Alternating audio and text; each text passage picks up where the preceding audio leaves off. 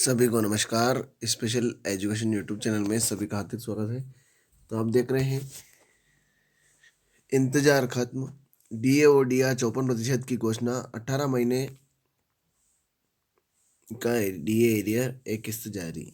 इसके बारे में खबर जान लेते हैं। सभी कर्मचारी और पेंशनर्स जरूर देखें, आ गई आज की बड़ी खबर। केंद्र सरकार के कर्मचारियों और पेंशनर के लिए एक बड़ी खबर, खुश खबर आई है। जनवरी 2025 से महंगाई भत्ते में बढ़ोतरी होने की संभावना है, जिससे लाखों कर्मचारियों और पेंशनर को लाभ मिलेगा। इस लेख में हम डीए एरियर, वेतन वृद्धि और इससे जुड़ी सभी महत्वपूर्ण जानकारी के बारे में विस्तार से बताएंगे।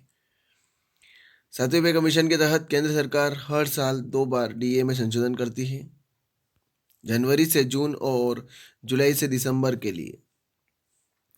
यह संशोधन all India consumer price index यानी एआईसीपीआई के आधार पर किया जाता है, जो महंगाई दर को दर्शाता है। इस बार भी कर्मचारियों को डीए में बढ़ोतरी और बकाया राशि मिलने की उम्मीद है। डीए हाइक और एरियर क्या है?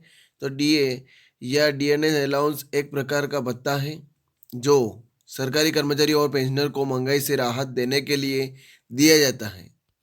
डीए हाइक का मतलब है कि इस भत्ते में वृद्धि, एरियर वो बकाया राशि होती है जो पिछले महीनों के लिए डीए बढ़ने के कारण कर्मचारियों को मिलती है।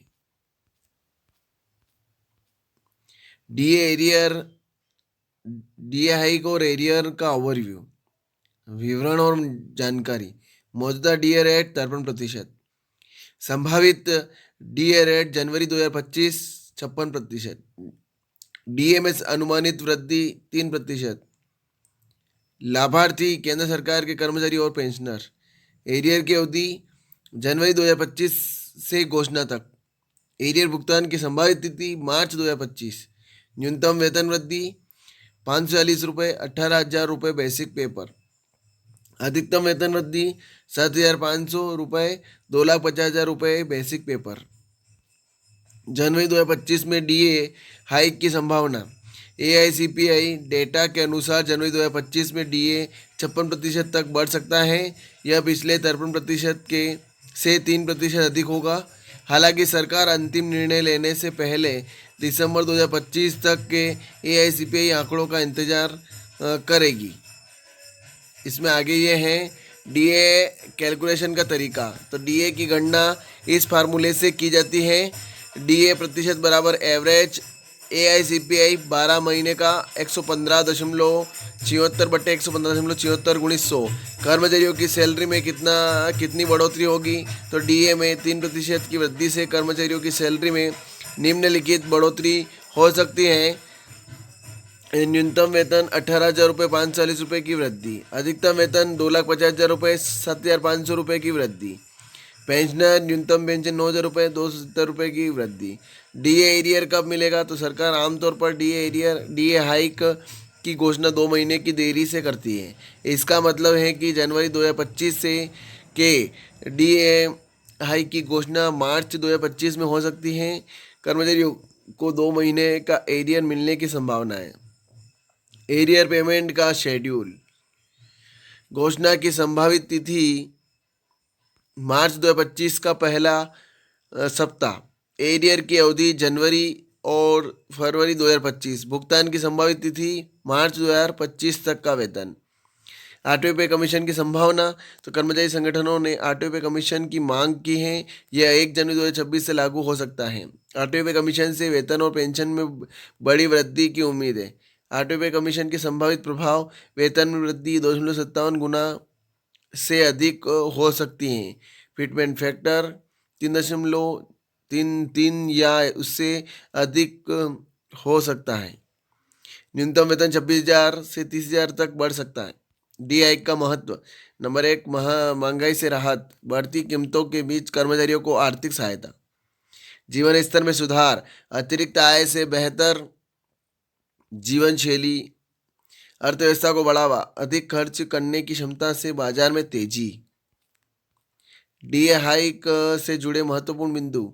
तो डीए हाइक केंद्र सरकार के 1 करोड़ से अधिक कर्मचारियों और पेंशनर को लाभान्वित करेगा।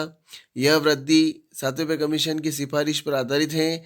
डीए हाइक का प्रतिशत बेसिक पे पर लागू होता है। एआईसीपीआई डाटा डीए हाइक का मुख्य आधार है। डीए हाइक के लिए आवश्यक दस्तावेज सरकारी ID card, Aadhaar card, PAN card, passbook की फोटोकॉपी, बैंक पासबुक की, नवीन वेतन पर्ची। डी हाइक से संबंधित क्वेश्चन है कुछ कि डी हाइक किन कर्मचारियों को मिलेगा। तो यह केंद्र सरकार के सभी नियमित कर्मचारियों को और पेंशनर को मिलेगा। डी हाइक से जुड़े महत्वपूर्ण बिंदु। डी हाइक केंद्र सरकार के 1 करोड़ से अधिक कर्मचारियों और पेंशनर को लाभान्वित करेगा। यह वृद्धि 7वें कमीशन की सिफारिश पर आधारित है। डीआई का प्रतिशत बेसिक पे पर लागू होता है। एआईसीपीआई डाटा डी हाइक पर मुख्य आधार है।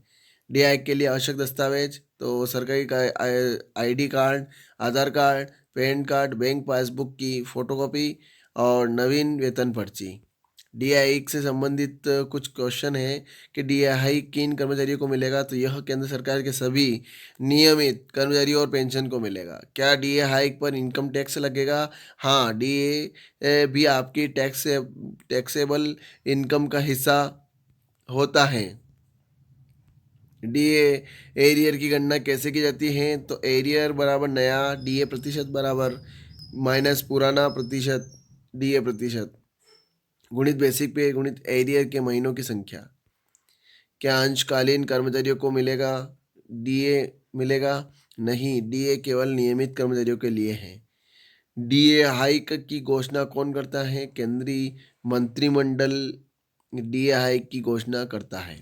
डीए हाइक का प्रभाव केंद्रीय कर्मचारियों पर प्रभाव।